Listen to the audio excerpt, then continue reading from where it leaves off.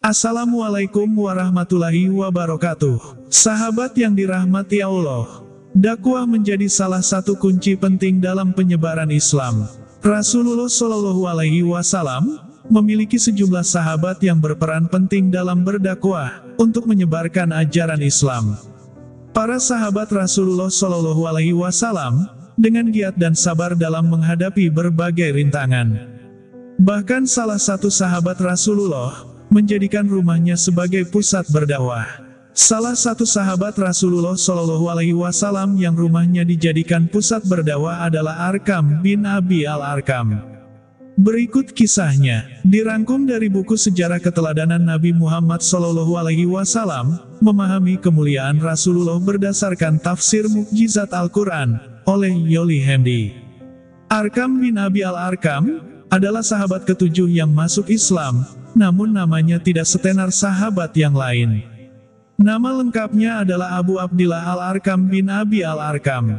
Rumah Arqam bin Abi al-Arqam ini dijadikan sebagai pusat berdakwah Rasulullah Shallallahu Alaihi Wasallam pada masa dakwah siri atau dakwah sembunyi-sembunyi. Pusat dakwah ini disebut dengan Darul Arqam atau Dar al-Arqam. Rumah Arqam yang terpencil di masa dakwah Islam ini berada di bagian Bukit Safa, sehingga aman dari kaum Quraisy, karena mereka tidak mampu mendeteksinya. Arqam berasal dari suku Mahzum yang merupakan musuh suku Hashim, keluarga besar Rasulullah Shallallahu Alaihi Wasallam pada masa jahiliyah, sehingga para penyembah berhala ini tidak mencurigainya. Selain itu, Arqam juga masuk Islam di usia sekitar 16 tahun, sehingga kaum Quraisy tidak curiga jika Rasulullah Shallallahu Alaihi Wasallam berkumpul di rumahnya. Sebelumnya, tempat ini disebut dengan Dar al-Arqam atau Rumah al-Arqam. Kemudian disebut dengan Dar al-Islam atau Rumah Islam, setelah Arqam memeluk Islam. Tempat ini menjadi madrasah Islam yang pertama. Tidak tanggung-tanggung, yang menjadi pengajarnya adalah Rasulullah Shallallahu Alaihi Wasallam. Selain sebagai tempat untuk belajar agama, strategi melebarkan dakwah Islam pun juga direncanakan. Rasulullah Shallallahu Alaihi Wasallam secara sengaja menyembunyikan madrasah ini dari orang-orang Quraisy. Sebab, hal ini merupakan strategi beliau, karena pada saat itu jumlah umat Islam masih sangat sedikit dan belum kuat. Golongan As-Sabiqun al-Awwalun, golongan pertama yang masuk Islam, secara berkala datang ke rumah Arqam. Mereka melaksanakan pengajian selama 3 tahun semenjak Rasulullah Shallallahu Alaihi Wasallam menerima wahyu dari Allah Subhanahu wa Ta'ala. Rasulullah Shallallahu Alaihi Wasallam tetap mengajak kaum Quraisy kepada agama Islam. Namun saat itu belum terjadi kasus penghalangan, karena kaum musyrikin Quraisy tersebut belum merasa mendapatkan ancaman. Sebab pada saat itu kaum muslim masih dipandang sebelah mata. Rumah Arqam pernah gempar di masa Umar bin Khattab.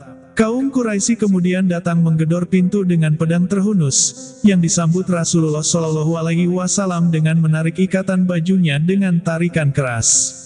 Rasulullah Shallallahu Alaihi Wasallam bersabda, "Apa yang menyebabkan engkau datang kemari, hai anak Khattab? Demi Allah, aku melihat bahwa engkau tidak menghentikan tindakanmu selama ini, Allah akan menurunkan siksa kepadamu." Meski yang datang adalah jagoan dari kaum Quraisy, namun bentrokan tidak terjadi. Sebab Umar bin Khattab menjawab, "Wahai Rasulullah, aku datang kepadamu untuk beriman kepada Allah, Rasul-Nya, dan apa saja yang engkau bawa dari Allah." Rumah Arqam mulai menarik perhatian dari pihak-pihak yang lain. Secara tiba-tiba rumah Arqam terlihat oleh beberapa kafir Quraisy yang hendak membuat onar. Mereka mencaci maki dan hendak memerangi kaum muslim. Dengan sigap, Sa'ad bin Abi Waqqas memukul salah satu dari mereka sehingga darah pun tertumpah. Inilah darah pertama yang tertumpah dalam pergerakan Islam. Meski Arqam tidak dikenal secara luas, namun diri dan rumahnya memiliki peran yang sangat penting untuk melakukan dakwah di tengah keterbatasan.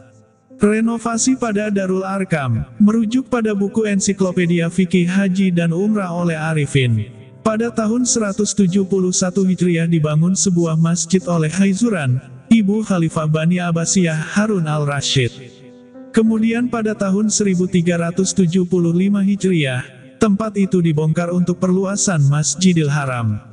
Sekarang Darul Arkam sudah menyatu menjadi tempat sai. Guna mengenang sejarah ini, salah satu pintu di Masjidil Haram diberi nama dengan pintu Darul Arkam. Semoga bermanfaat dan jadi pelajaran bagi kita semua. Wallahu a'lam bishawab, wabillahi taufik wal hidayah. Assalamualaikum warahmatullahi wabarakatuh.